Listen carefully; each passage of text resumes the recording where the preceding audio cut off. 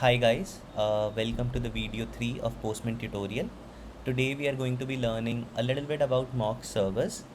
Now, oftentimes when we are working on projects, it happens that either the front end team is behind uh, and the back end team is much far ahead, or vice versa, right? Now, if the back end team is ahead of the front end team, it's usually a good sign because by the time front end team comes to the integration point, they already have the backend APIs which they have to integrate already ready.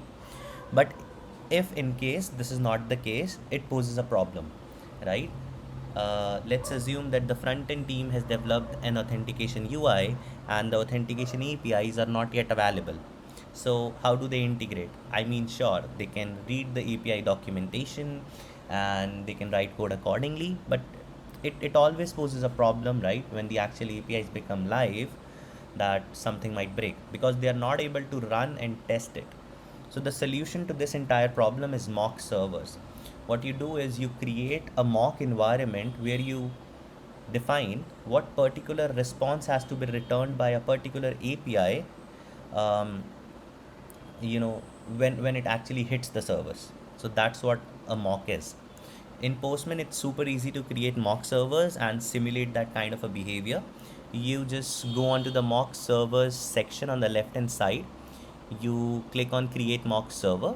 Now you can either create a new collection or select an existing collection.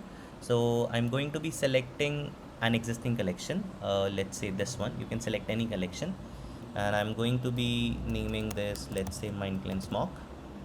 And there are a ton of other options. For example, you want to save the mock server URL as an environment variable or not, you want to make the mock server private or not, you want to simulate a fixed network delay. Now this is an interesting option because let's say you want to simulate that an API is actually taking time because it's doing computation before returning the response. You can do that here.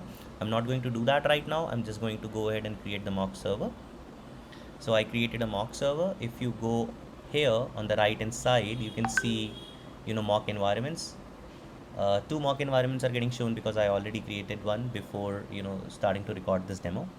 Let's select one of them, and let's go to our collection. Let's go to the API that we want to mock and simulate the response for that. Now, in order to simulate a response, what you have to do is you just have to create and add an example, right? You add an example, and whatever response you want to return in that, you just add it. And let's say I want to say, okay, I want to simulate a success response, and you click Control S, save, whatever, and done. So every time someone hits this authenticate API, doesn't matter about what parameters they are passing. You can even leave it blank for the mock's sake. But whenever someone calls this API on this particular URL, this URL, they are going to get a success response, which we just saved in an example. So I click send, and we'll see in a moment. Okay, so now we have the success response here. So it means our mock is working fine. We haven't deployed a single application anywhere. We have not done any coding, but yet if the front end team wants to test the integration and run the APIs, they can totally do that. Now the backend team can go back to their work and start coding the APIs actually, while the front end team starts the integration. That's it for today, guys. Have a great day. Bye bye.